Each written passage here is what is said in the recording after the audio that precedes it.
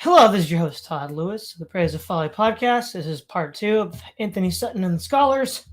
Don't forget to like, share, and subscribe, and hit the notification bell.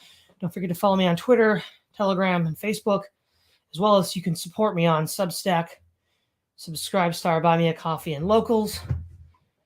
And we'll continue reading through 1917 to 1930, Volume 1, and move into Volume 2. And we'll engage with the chat as time permits.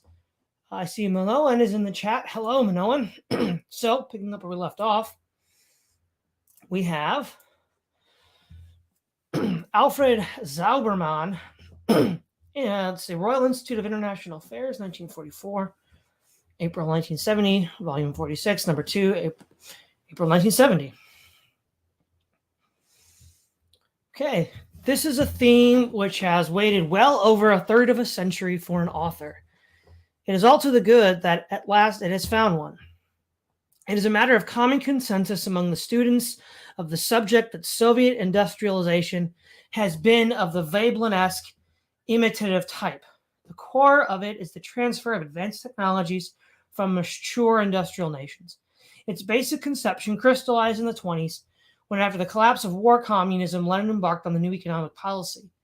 And considerable effort was undertaken then in direct channeling of the flow from the West. The policymakers at the time attached particular importance to two vehicles of technological transfer: the employment of Western specialists and the dispatch of Soviet technicians to training positions in the West.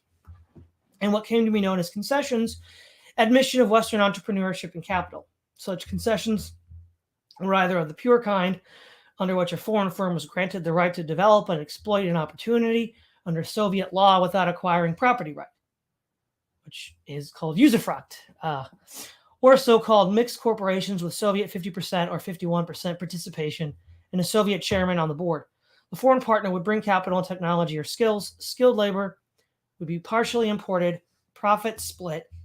Originally, in the early 20s, the principal emphasis was indeed on the concession. It was the central mechanism around which the technology flow was organized. All major European industrial powers, the United States and Japan, were participating in these developments.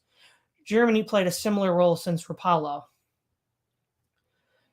Western technical directors, consulting engineers, and independent entrepreneurs were common in Soviet economy. What probably surprises Mr. Sutton most is to find directorships held by General Electric affiliates on board of Soviet electrical trusts.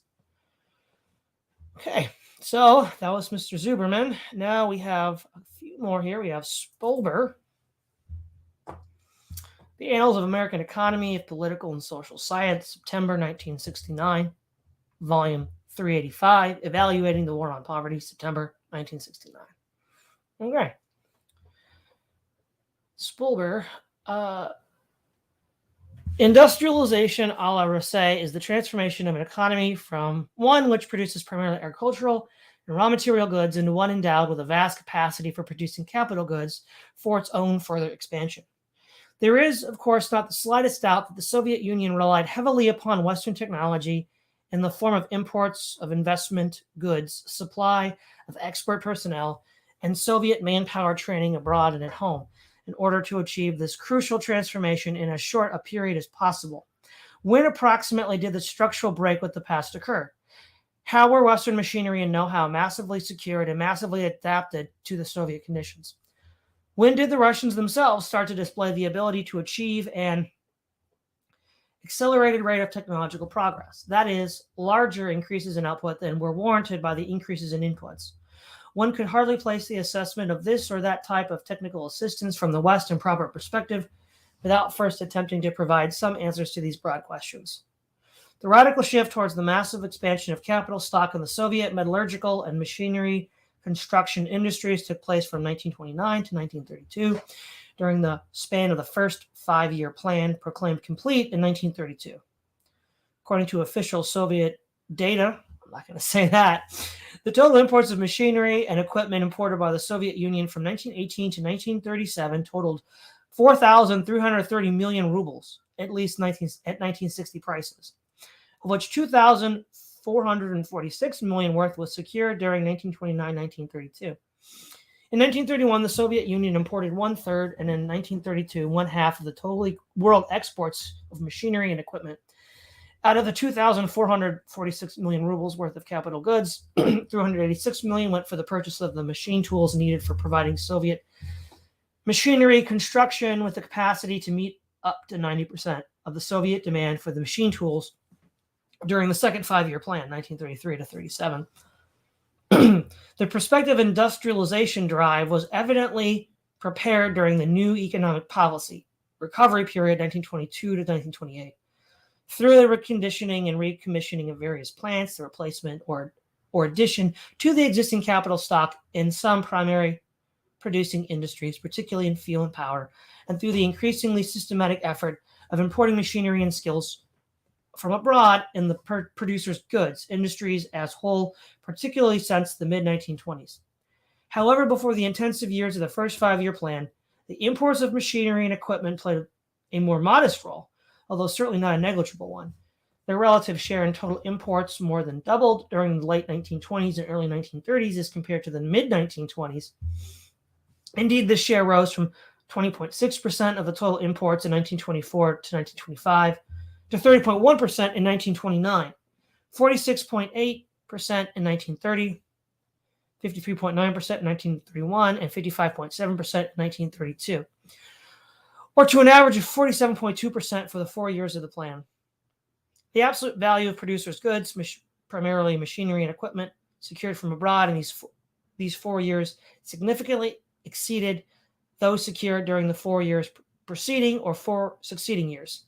Only after the Soviet Union had significantly expanded its old or new metallurgical and machine tool industries and had freely borrowed Western technology in all forms did it start to achieve significant technological progress, particularly after 1934, when the impact of the investments made during the first five-year plan started to be felt.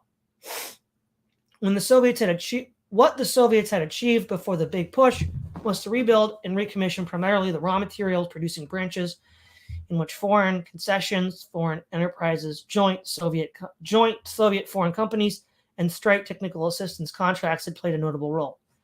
In this book, Sutton presents an exhaustive account of these foreign concessions and heavily stresses their contribution to the recommissioning and modernization of the exploitation of raw materials, oil, coal, and non-ferrous mining and smelting, of agriculture and forestry, including the lumber industry, of some consumer goods industries, and the transports.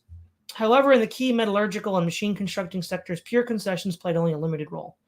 Sutton is certainly right when he rejects the oft-repeated assertion that the concessions liquidated in the 1920s played a minor role as a development mechanism.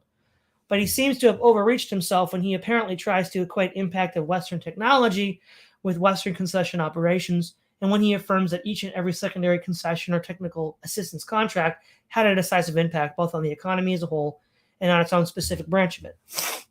This leads him to the assertion that the concession, in its varying forms, was the most significant vehicle for the transfer of foreign technology, and to the suggestion that the Western enterprise operating in a socialist economy under enormously difficult technical and political conditions actually transformed the Soviet economy in toto.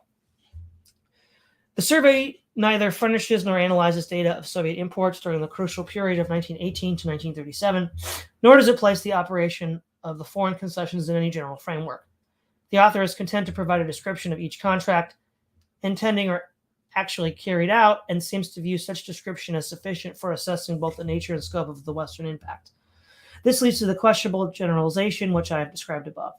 Indeed, the concessions operated primarily, though not exclusively, in the raw material branches, and therefore the end of the 1920s, while the massive Soviet structural break, thanks both the massive imports of the technology embodied in capital goods and to some engineering assistance, occurred primarily in metallurgy and machine construction, particularly between 1929 and 1937.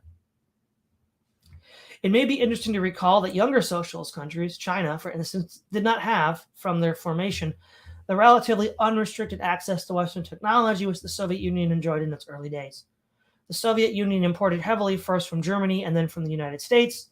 In the crucial years of its technological transformations, China had to rely in the 1950s mostly on Soviet technology as well as some East European imports, and the Russians tried to make the most of their position of monopoly. The conditions laid down for Soviet concessions in China, either under the form of joint companies or under the form of technical assistance contracts tied to the importation of fuel plants from the Soviet Union, were often more stringent than those secured by Western businessmen in the Soviet Union of the early 1920s. If the Soviet Union has never stressed its debt toward the West, it has never forgotten to recall China's debt toward itself. Curiously, the Russians also tend to stress the importance of their assistance by enumerating the various plants purchased by the Chinese from them. Obviously, some better gauge of technological diffusion must be found if one is to assess meaningfully both the absorption of new technology and technological changes from one period to the next. Okay, and then one more for Clark. Okay, Clark. Yep. Source, The Russian Review, Volume 29, Number 1, January 1970. Okay, Clark, where are we here? There we go. This is the one I was talking about from last week, guys. The author's first major conclusion is that the Tsarist industrial structure was not at all negligible, which should surprise nobody at all familiar with Russian economic history. Very interesting how we don't hear that anymore. Interesting. His second major conclusion, this was from the Russian Review. So this is actually a Russian scholarly source, too. That's relevant to this discussion here as well. His second major conclusion is that the structure was substantially intact after the Bolshevik Revolution, that foreign intervention and civil war did not affect the main manufacturing areas.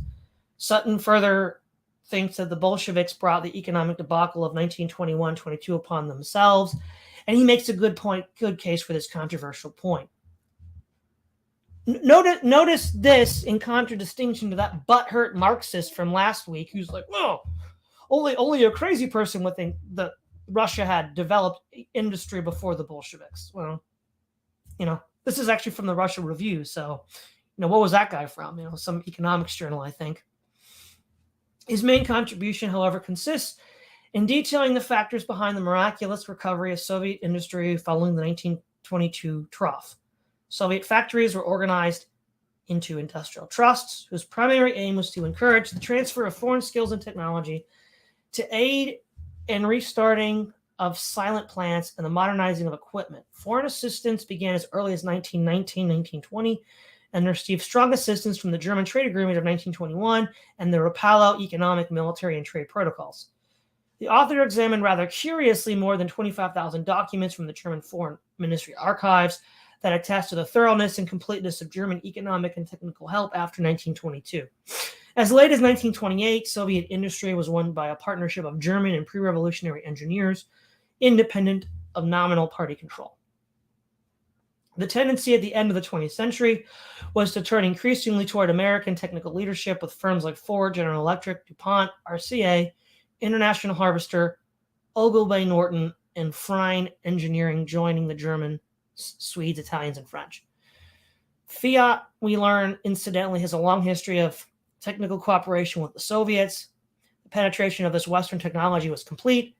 At least 95% of the industrial structure revived this assistance.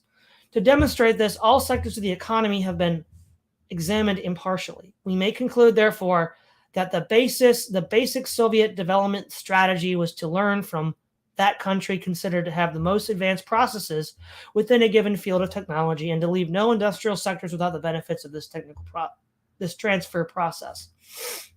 The Soviets acquired this invaluable know-how at bargain prices by clever use of their monopolistic purchasing system, playing off one business against another. The marginal cost of transferring the technique was very small once the basic expense of its research and development had already been made. To take one example, DuPont spent over $27 million developing a very important nitrogen fixation process for manufacturing ammonia, and then sold it to the Soviets for only $150,000. Sutton figured that it would have cost the Russians well in excess of $100 million to develop the process themselves, when one considers the absence of input suppliers in the USSR. The major vehicle for acquiring foreign technology in the 1920s was the concession. Sutton reports on no less than 340 foreign concessions operating in the USSR from 1920 to 1930. Since the Russians deliberately played down the role of foreign concessions, and since most of the concessionaires were equally anxious to avoid publicity, the wealth of information that Sutton uncovered is nothing less than a tour de force.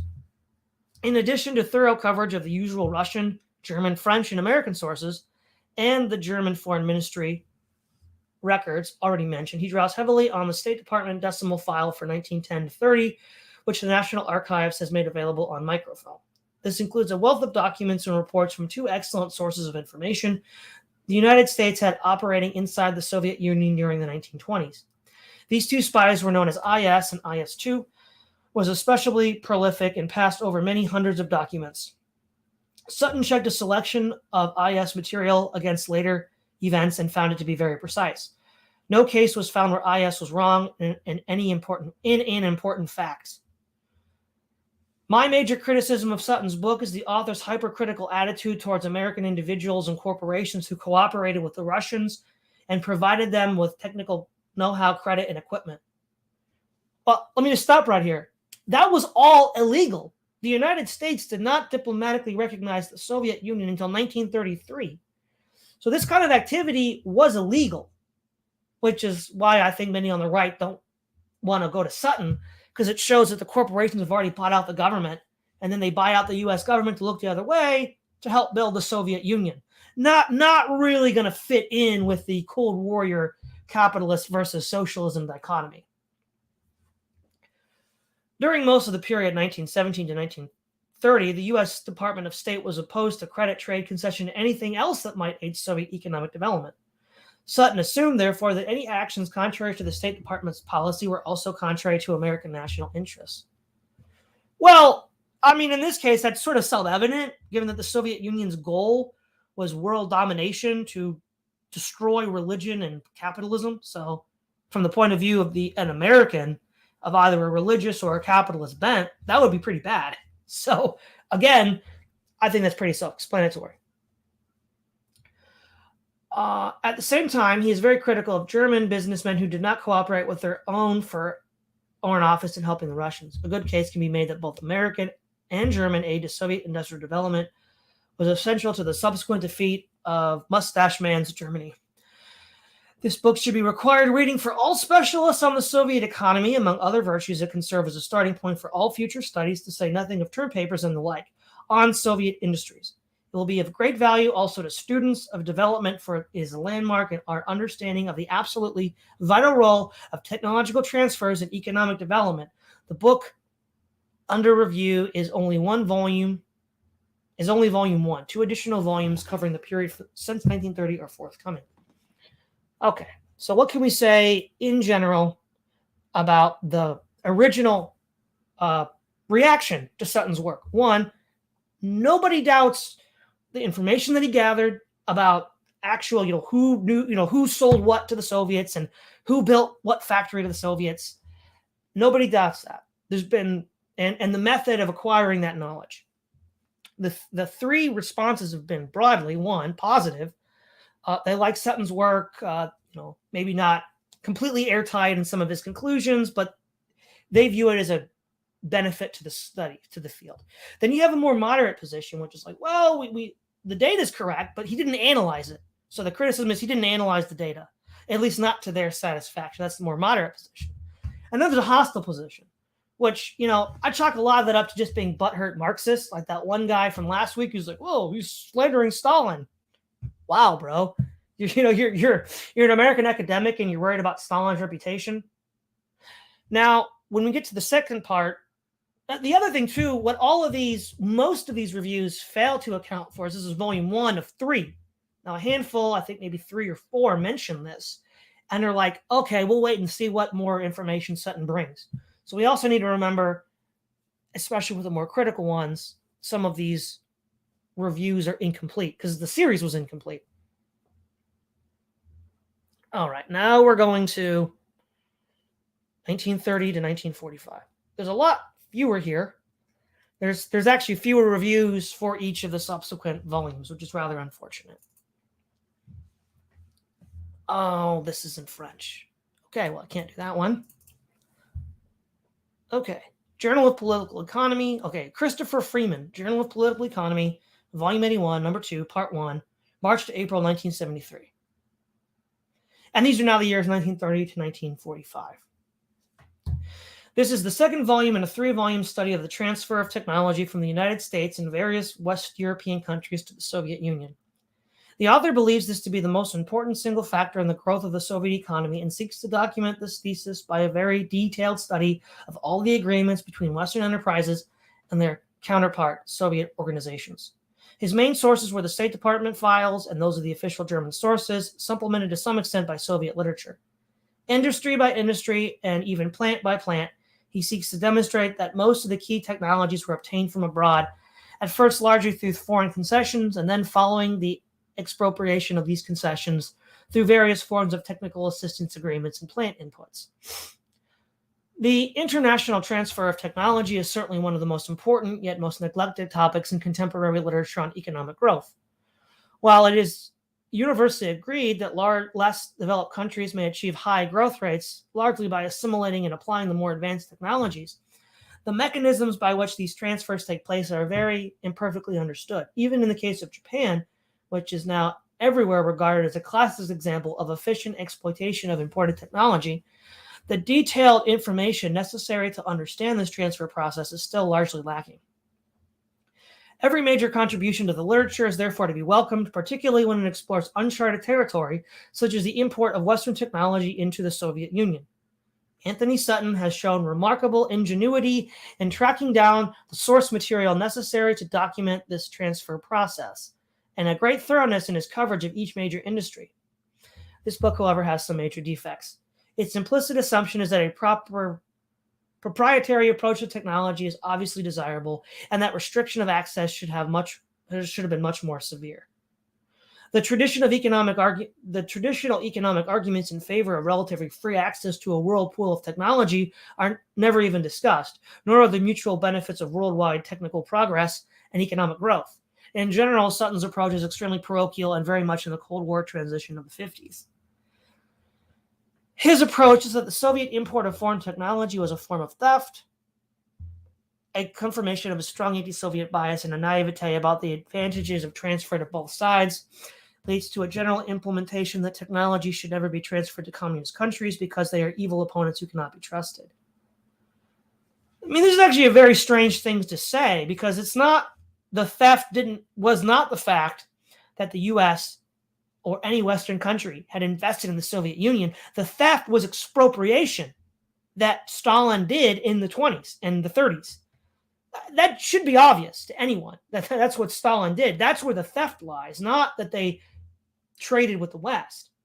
And Sutton's argument that they shouldn't have traded with the West shouldn't have traded with the Soviets, rather, is that it posed an existential threat to the West. Which, again, this is in the 70s when this review was written. That's still a relevant question to ask at the time. So this is an oversimplification of Sutton's argument, and he presents detailed evidence of duplicity. Nevertheless, he greatly underestimates the extent to which worldwide technology transfers are a normal and desirable feature of economic progress. Nor does he have any sympathy with the bargaining difficulties and problems of those who are trying to catch up with world technology.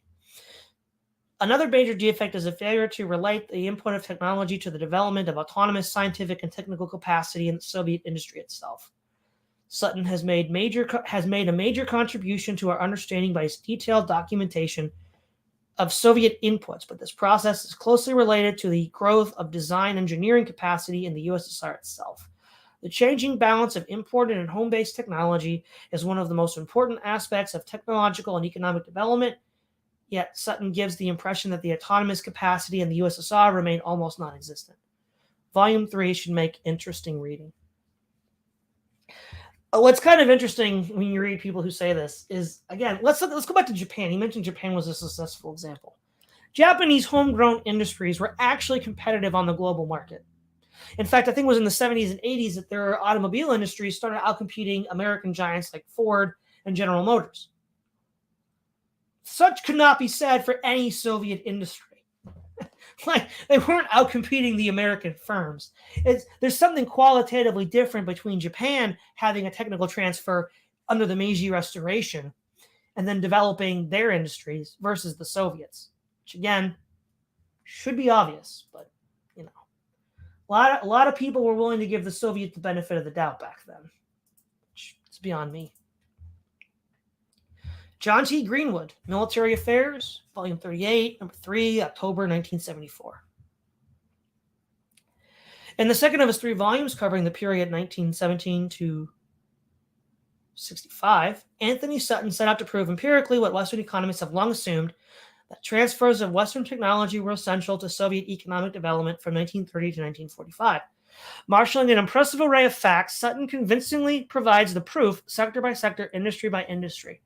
The extent of Soviet reliance upon transfers of Western technology is amazing, if not entirely unexpected, in view of the events in Russia during the previous 15 years and the overly ambitious goals of the first 5-year plan, 1929 to 1932. In 1929, the drive for industrial development floundered because the USSR simply lacked the technology and expertise to fulfill the goals. This inability forced the USSR into continued dependence on the West for the technical assistance necessary to attain the desired level of economic growth. While British, German, and American firms and individuals were the leaders in providing the technology, the American contributors are the most conspicuous and valuable. Stalin was not exaggerating when he said that 2/3 of the large Soviet enterprises constructed before 1944 were built with some form of American assistance. Success of the early 5-year plans, such as the huge tractor factories at Stalingrad, Kharkov, and Chelyabinsk, and the Magnitogorsk steel complex, were only a few of the many projects which depended upon American technology, equipment, and industrial design and expertise. The Lend-Lease aid given to the USSR during the war climaxed the transfers of the 1930s. According to Sutton, Lend-Lease was the real bonanza because it provided the equipment of 1/3 of the pre-war Soviet industrial output. Sutton contends that with this aid and post-war reparations from Germany and Japan, the Soviet Union was in a better shape industrially in 1945 than it was before the war. Considering the extensive damage that occurred in European Russia during the war, this claim requires further examination. That military demands underpin much of these industrial development and transfer of the 1930s was not surprising. From Christie tanks to Wright Cyclone aircraft engines, Western military technology was borrowed, bought, or built under various technical assistance agreements. However, the Soviets showed much greater technological innovation in developing military equipment than in other sectors of the economy. By 1941, Sutton points out that the USSR clearly possessed an indigenous military technology. Some of Sutton's more interesting views, such as the inability hypothesis or his explanation for the lack of technical innovation in a Soviet-style centrally planned economy, demand more substantial evidence. Likewise, his suggestion that Western technical assistance was the major causal factor for Soviet economic growth from 1928 to 1945 seems too strong. Despite weaknesses, Sutton's work must be judged for its content, scope, and contribution, all of which are impressive.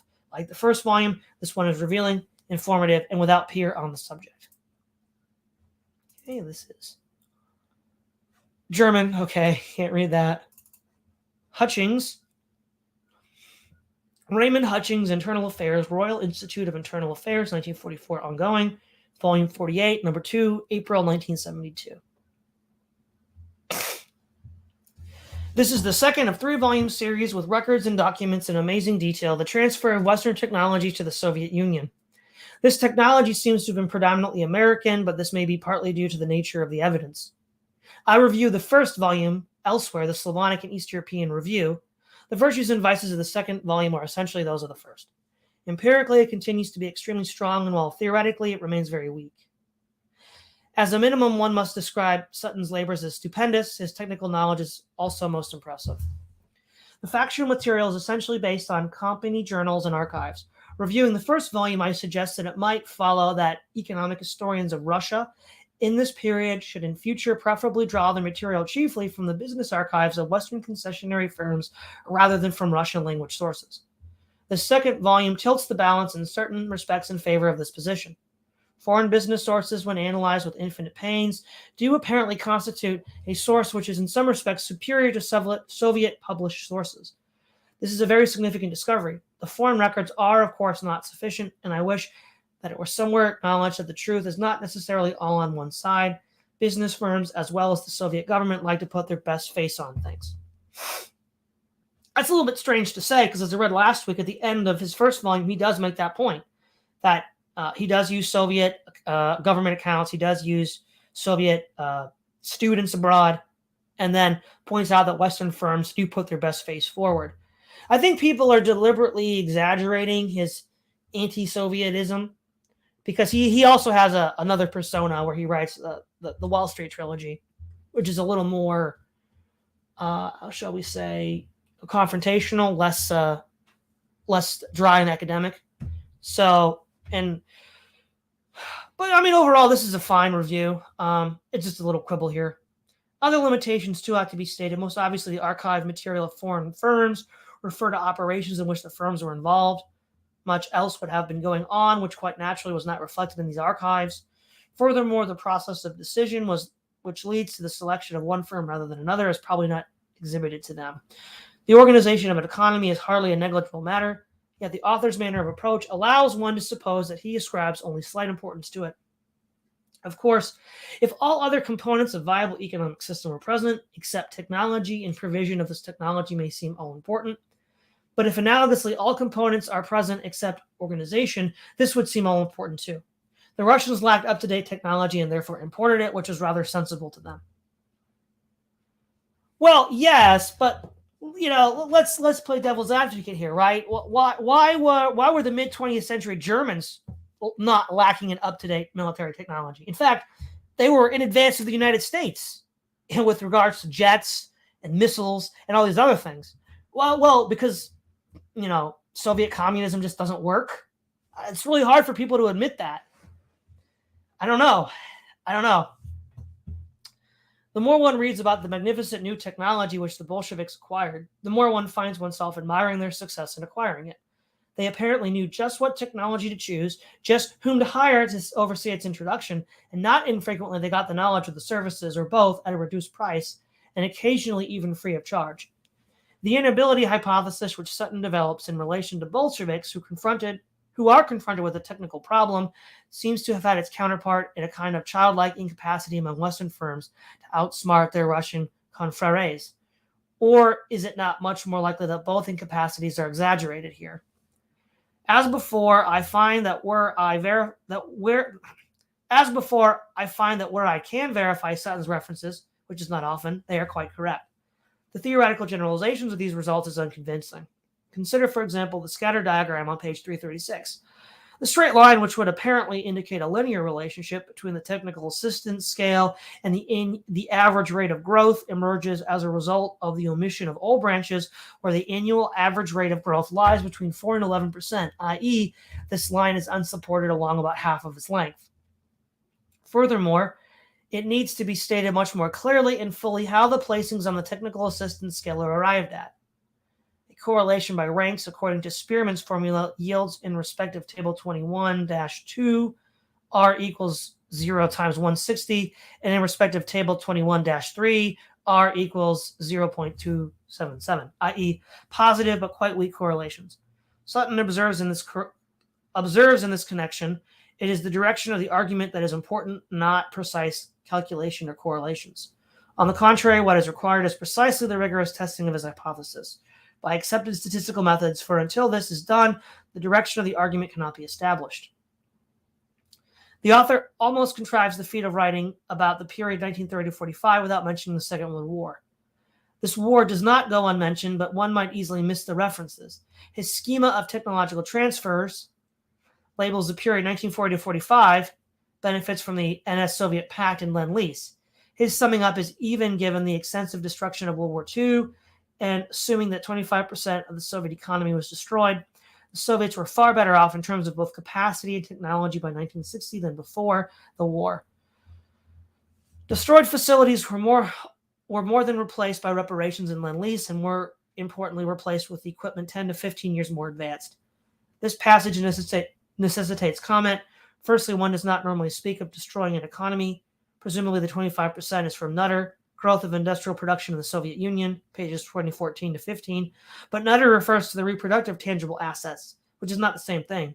Lend-Lease did not replace buildings, many of which were demolished, or people, some 20 million of whom were killed. Secondly, wartime destruction would hardly have singled out assets which were 10 to 15 years old. Thirdly, according to the official statistics, industrial output in 1946 was 23%, lower than in 1940. Stalin, too, was hardly mentioned, and the effects on economic performance of the purges are minimized. Planning was simply a propaganda smokescreen. Things depended chiefly on the Americans, even on particular Americans. The Western powers ought to have been fighting a Cold War through the interwar period. Mr. Sutton should remember there was more urgent and menacing problems to deal with during much of this time. The eventual course of events, which was built up the Soviet Union into a more formidable power than Germany, was not foreordained. Within a limited yet very important field, this book provides basic information which will be indispensable for historians of Soviet economic development. The one thing I'll say here about this sentence, admittedly this review I think was 1974, long before the revelations of Suvorov, is this is bunk. The Soviet Union in 1941 had the world's largest standing army, which I think was known by more or less every Western government, and had more armored fighting vehicles than the rest of the world put together. Something like 20,000 tanks. Well, tanks, tank destroyers, assault guns, absolutely insane numbers. Like, this is, how do they build all that? Well, they built it all thanks to these concessions. Again, Raymond Hutchings falls in the middle. He accepts Sutton's empirical claims, but questions his theoretical. Right? That's been a lot of the criticism. The empirical claims are completely incontrovertible, but they don't like some of the conclusions he draws. Some of them give good reasons, like, well, I don't think he used the right model, the right statistics, or this or that, didn't count this, which is a fair objection. But I think also a lot of it is, why didn't Sutton write the book I wanted him to? Well, because he didn't. Okay, Lieberstein, I read this last week, just so everybody knows. He covers both books. We're going to skip him. Schroeder. Gertrude, oh, that's a German again. Oh, it's in English, good. Gertrude E. Schroeder, The American Historical Review, Volume 78, Number 1, February 1973. The massive infusion of advanced Western technology is a prime explanation for Soviet economic growth during the early 5-year plans. This is the thesis of this interesting and important volume, the second in a 3-volume study. Western aid from 1930 to 1945 was much greater than during the 1920s and took the form of technical assistance agreements rather than concessions. Under these agreements, Western firms, mainly American and German, undertook to design, construct, equip, and help to start a large number of key industrial plants in priority sectors. These were the giants of the first 5-year plan. Dr. Sutton's findings, according with Stalin's quoted statement that about 2/3 of the large industrial enterprises were built with American help. Indeed, Sutton posits an inability hypothesis that the Soviet Union could not have launched effective industrialization without Western assistance. The author finds strong positive association between the growth of output in individual industries and the extent of Western technical aid. Although the technical assistance agreements were most important, the Soviets also obtained Western technology by extensive industrial copying and acquisition of technical literature. The study includes evidence on the manner in which concession agreements were liquidated and the extent to which the technical assistance agreements were honored. Also considered is the large role played by Lend-Lease during World War II in keeping the Soviet industrial plant afloat and modern and in providing a basis for a rapid recovery after 1945. While scholars have recognized the role played by Western firms in early Soviet economic development, the scale and significance of this factor has been underestimated. Dr. Sutton presents a wealth of detailed information from primary sources with meticulous care for documentation. The evidence will serve both to correct underestimates of the role of Western technology in fueling the Soviet industrialization takeoff and to provide important technical details for use in studies of individual industries. This book is marred by a somewhat polemic style. The facts should have been allowed to speak for themselves. The general analysis of the role of technological transfers in economic development is less satisfactory. In the Soviet case, the technical evidence provided in the study needs to be integrated with trade, investment, production, and other data available for the period. The inability hypothesis needs further testing. Ability or lack of it aside, the Soviets clearly made the rational choice of adopting the quickest and cheapest method to obtain experienced assistance and the latest plant and equipment from the West. Okay, we're going to finish the second volume today, guys. Turner. Carl B. Turner of the American Political Science Review, Volume 70, Number 3, September 1976. This book is Mr. Sutton's second volume in the 3-volume series on the transfer of Western technology to the Soviet Union. Mr. Sutton's present work covers the period 1930 to 1945, when the Soviet economy largely acquired its present industrialized base. The author, a research fellow at the Hoover Institution, quotes Stalin as saying that about 2/3 of all the large industrial enterprises constructed in the Soviet Union before and during World War II were built with the United States help or technical assistance. So that's been mentioned like 3 times already. So that was from Averell Harriman, who was the U.S. ambassador to Russia, I think from 1943 to 1945. And this comes from one of the reports that Harriman gave. So these, Sutton contends, were the result of technical assistance provided by the industrialized nations of Western Europe, largely Germany. Against this background of Soviet economic development, Mr. Sutton advances his inability hypothesis concerning the Soviets' lack of indigenous technical ability to generate their own processes, hence the heavy dependence on Western technological transfers. Although major writers on the Soviet economy have recognized the importance of Soviet dependence on Western technology, this aspect of Soviet industrialization has not been fully examined. Mr. Sutton sets out to close the empirical gap on the amount and the extent of Soviet borrowing from the West. The author has done a prodigious amount of research work to support his hypothesis. The bulk of the material comes from the U.S. State Department decimal file and official German sources, as official Soviet sources were not too plentiful for this period. In addition, he has covered the relevant major Western industrial and financial publications. The data are well organized and clearly presented. After stating his objectives, Sutton deals with the Soviet termination of foreign concessions in the early 1930s. And he concludes that any joint enterprise with a communist nation is inexorably destined for seizure when the advantages to the communist nation have ceased, or when no further financial or technological investments can be expected from their foreign partner. Oh, I tend to agree with that, so we'll see what China does in the near future, won't we now, everyone? After the Soviets had experimented with concessionary agreements, they turned to the technical assistance agreements and individual contracts with foreign companies, engineers, and consultants. It is this type of agreement that Mr. Sutton investigates and analyzes during the period under review. He treats the various industries on a chapter-by-chapter basis, and his grasp of technical details is superb. There are organizational charts, engineering designs, photographs of equipment, tables of data, helpful footnotes, appendices, bibliography, and an excellent index to satisfy the requirements of serious scholarship. One minor shortcoming in his organization of the material is that some chapters have conclusions while others, for no apparent reason, do not. Following this treatment of the major industrial sectors of the Soviet economy, Mr. Sutton analyzes the process of technical transfer and the problems the Westerners encountered, as well as the difficulties the Soviets experienced with the assimilation of the borrowed technology. Mr. Sutton then compares the amount of Western technology received with Soviet growth rates for various sectors of the economy for the period 1930-1945. He finds that the sectors of the Soviet economy which experienced high growth rates were mainly the ones which received Western technical assistance. These areas were primarily in heavy industry. In his conclusion, he returns to his inability hypothesis and finds the data supports this hypothesis. He only finds 2 major Soviet innovations, SKB synthetic rubber and Ramzin once-through boiler, and points out that these were supplemented with Western methods by 1945. Mr. Sutton recognizes an additional Soviet achievement in the conversion of American and British equipment to the metric system. Hence, Soviet technology from 1930 to 1945 was Western technology converted to the metric system.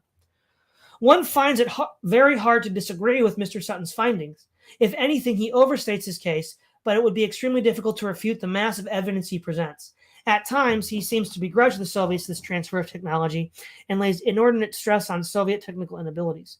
In point of fact, once the Soviets made the decision to industrialize, deliberate borrowing from the West was the primary means of achieving this end, especially since many engineers from the old regime had fled abroad and those that remained were regarded with suspicion.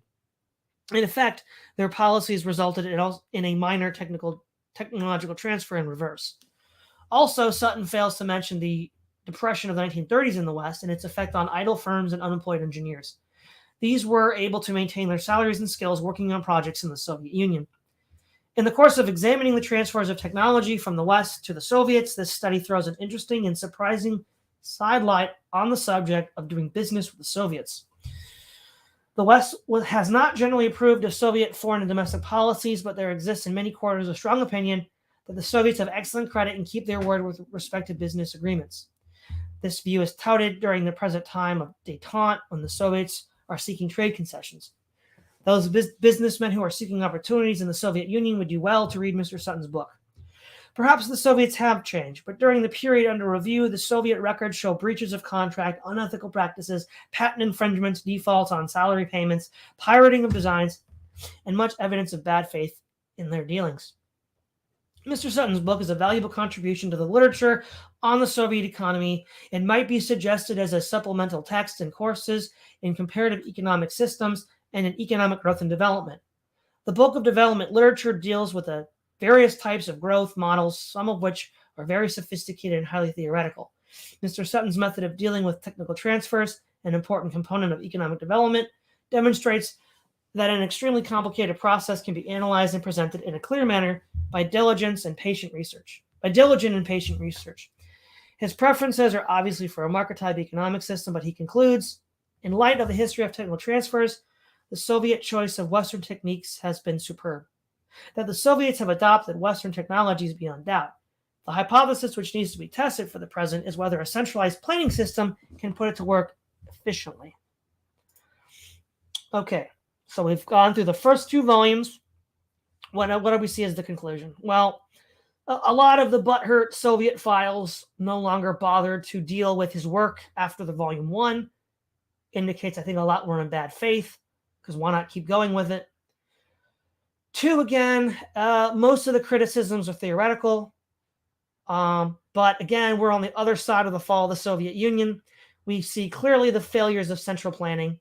So again, while at the time I might have given some of these guys the benefit of the doubt, these objections have not aged well.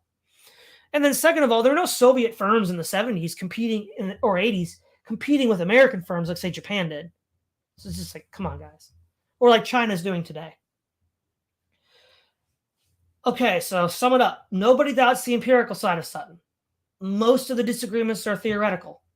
Though by volume 2, there's less theoretical objection. So Turner likes it, Liebstein likes it, and I think we just read Hutchings liked it.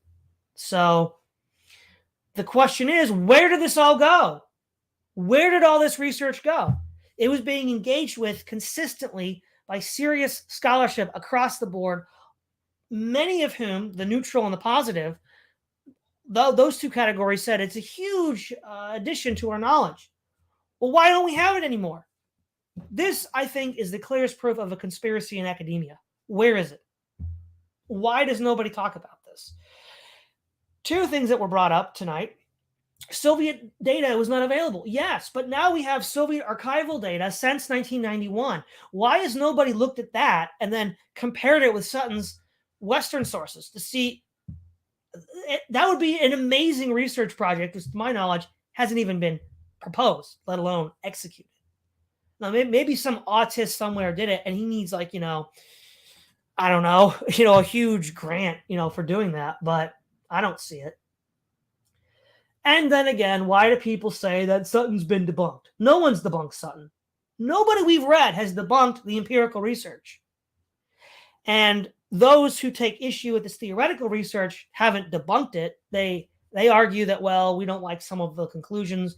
We need more evidence, blah, blah. And yeah, most of that work is empirical, and I could definitely see where a more robust theoretical debate could have developed. But that debate never developed. It was killed, DOA, dead on arrival. Again, why? Why?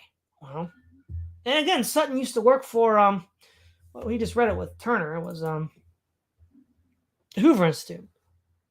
But, from what I remember when I was first discovering Sutton, there were basically Wall Street interests that didn't like what he was saying. So he went bye-bye.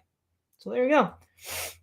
I won't read it tonight, but there's also some elements from a book called Survival is Not Enough by Richard Pipes, who was Ronald Reagan's advisor to the Soviet Union, who favorably commented on the technical transfer trilogy, which by that point was completed. Alrighty, boys. Oh, Minoan, GF, Raisin, Cyber Ninja Zero, Denwo, hello. Trikagan66, Jorge Punta. Nice. All three mods are in the house. Yeah. Oh, hey, Vingle, you're still around. Cool. Let's see. Mass Creation Productions. Hello. Crusader 21. Hello. Minoan, must have been before the Hoover Institute went to crap. Yeah, absolutely. It was before then. There are already big corporations stating they can't get their money out of China. Hey, Minoan, almost like this happened before. 80 years, 90 years ago. Almost. But these stupid idiots didn't learn. The staggering idiotic stupidity of the bourgeoisie just stuns me every time. What's happening in China in broad daylight happened in secret in the 20s and 30s and 40s in Soviet Russia. And all the Soviets did was confiscate it at the end. Now, Sutton does report that a few firms which maintained good relations with the Soviets were properly compensated with purchases. There were a few, and we know there were some left-leaning companies already like Arm & Hammer and Gillette, but they frankly took what they wanted. And I think China's probably going to. And to be honest, I hope Z does do that. Because these tech firms and shoe firms, screw them. I mean, they took all our jobs overseas anyhow. So if Z does do it, it'll serve them right. Will they learn 2 lessons? Probably not. But oh my gosh. Minoan eagerly awaiting the amount Foxconn and Apple will lose. Yes.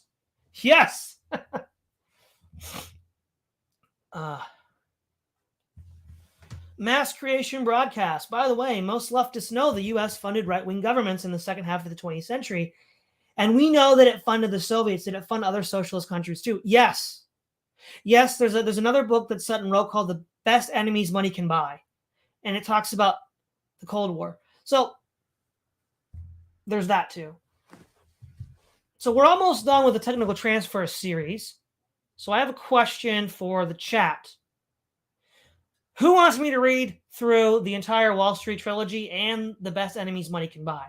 Just do the full Sutton tour de force. Have content for months.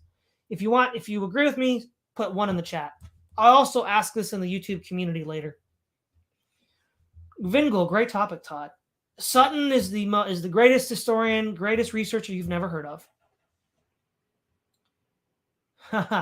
The Boomer Institution. Oh yeah, my boys. Got 3 1s right out of the gate. We're doing it. We're going all the way in with Sutton. It's going to be awesome. This guy's great. Crank Sinatra, the Boomer Institution hasn't solved anything since I discovered them in my naive libertarian days. No, they have not. Minoan, Z has already transitioned to managed decline. Yeah. Oh, yeah. Okay, everybody. Okay. Well, we'll do that. So next Tuesday, I'm going to finish with Sutton volumes, the 3rd volume, 45 to 65. I have a friend, by the way, who says he can translate the French and German articles for me.